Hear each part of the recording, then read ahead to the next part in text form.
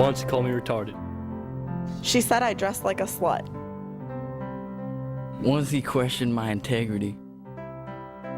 It was like she wanted to make an example of me. He always called on me, but he knew I didn't know the answer.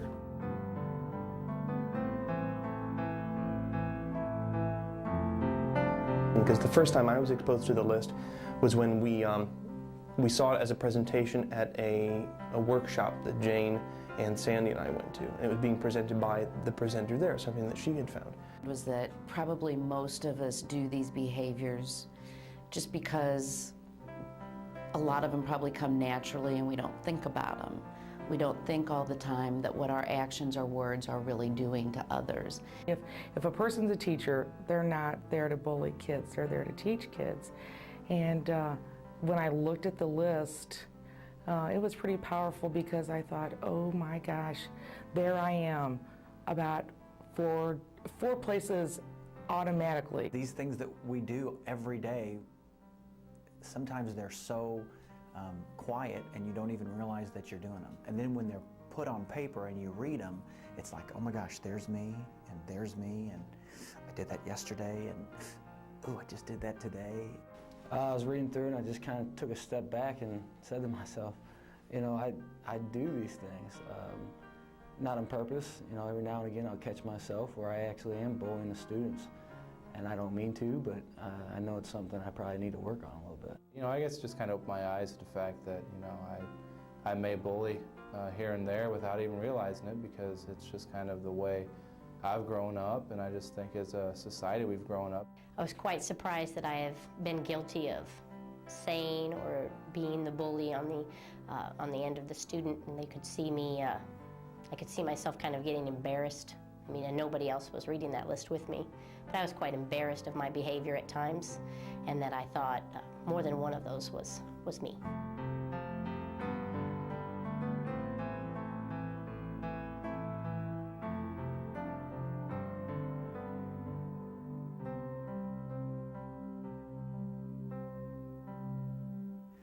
You get to a frustration level with that person, and instead of pulling them to the side, I think the natural thing that we do is, you know what, I'm so tired of it, I'm fed up to here, so I'm just going to lash out in front of the class. And sometimes, for me, it's a natural reaction.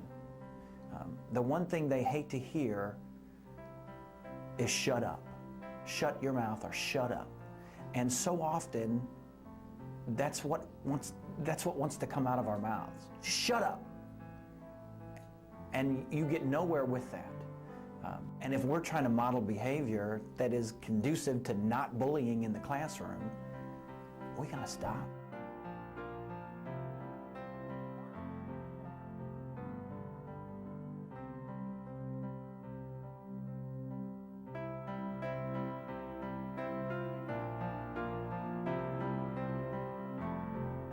I have a problem with sarcasm.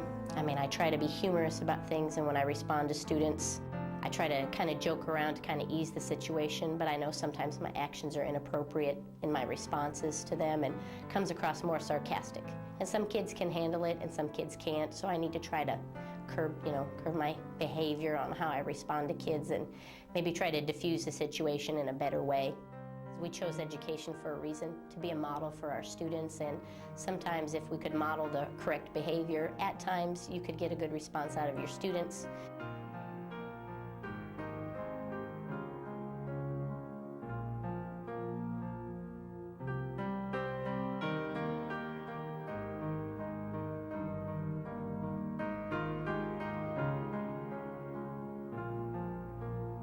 Here in Fox, we get a lot of siblings, and I remember one time making a comment to a girl about, you know, I'm really surprised that you would behave this way. Your sister is and was such and such, and you know, she was really conscientious about her grades and always behaved, and I just really thought you would be more like that. And now that I look back and think about it, the look on her face, she just totally demoralized that I would do that to her, that I couldn't see her just as the person that she is.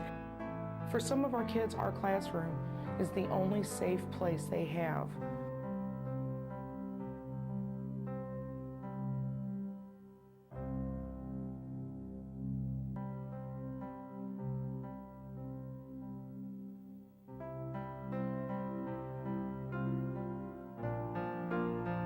have a student that has been pretty lazy in my class and makes a lot of excuses, doesn't bring his materials to class, and we kind of had a little run-in. He asked me why I was doing so poorly, and I told him why, as far as showing him his grades, and then he wanted to argue with me, and then we kind of got into it, and I was basically putting him in his place as far as, well, you're an unsuccessful student, and this is how you are in all your classes, and I probably shouldn't have done that. I probably should have said, well, this is what we need to do in order to make this work. But once we can, admit that, we need to work on this, that's the biggest step, in my opinion, is realizing that we're doing something wrong.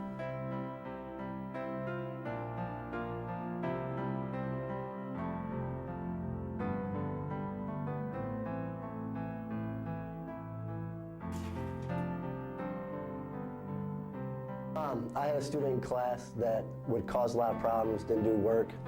I felt like I was kind of close to him though because I had him in football, and he had a gap between his teeth. So sometimes when he would cause trouble in class, I would make fun of his gap between his teeth and kind of humiliate him a little bit, let him know that I was in charge.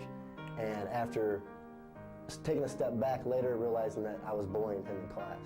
If we're bullying, they're going to bully. If they see us that we're not doing it in class, they're going to start to model that behavior.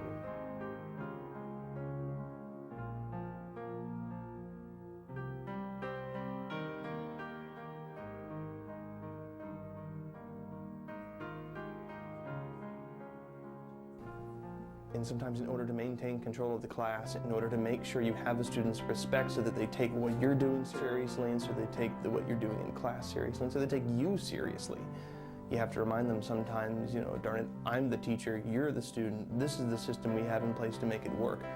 And you can make that relationship clear without having to resort to yelling at that particular student in front of the entire class.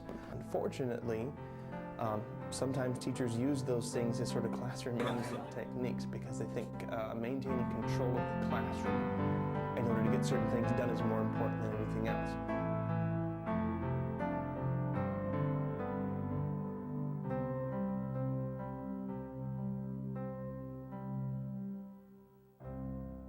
The kid didn't want to run the track. We had to run a couple laps. And I don't know, we was kind of arguing back and forth. And as we were walking in, he said something that probably got under my skin, and I was just getting tired of listening to him. I told him, I was like, well, you're kind of big, so that's probably why you need to run. And he got pretty mad. It was in probably different terms, I can't remember the exact words, but he got pretty angry about that, and almost, he started yelling at me and stuff. And this other teacher had to, hold him back basically. And afterwards, I thought, well, those probably weren't the correct words to say to a student because, I'm impacting this kid's life. No matter how ignorant he's going to be or defiant he's going to be, I still should be more of an adult and not say, silly things like that can hurt a kid's feelings.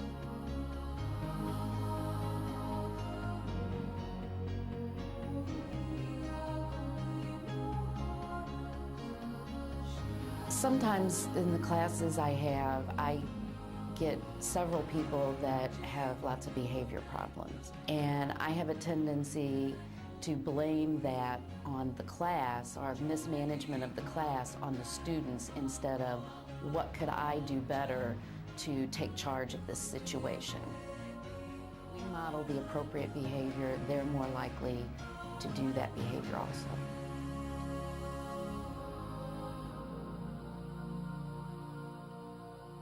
The students watch what we do, and if we behave a certain way, then it tells the students that it's okay for them to behave that way. And I think we have to set the climate. We have to be kind to one another as staff and let the students see it.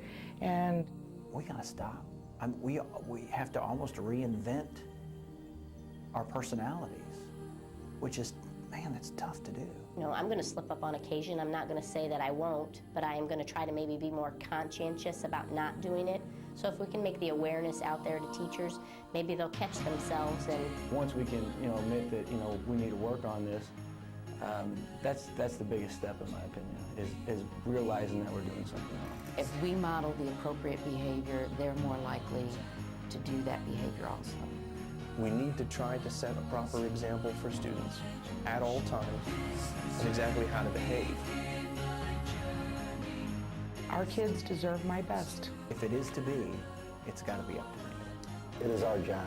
I want to make a difference. Tell me if you see me do this. Our kids deserve our best. I promise to look at myself. I will. I will. We will. It starts with us.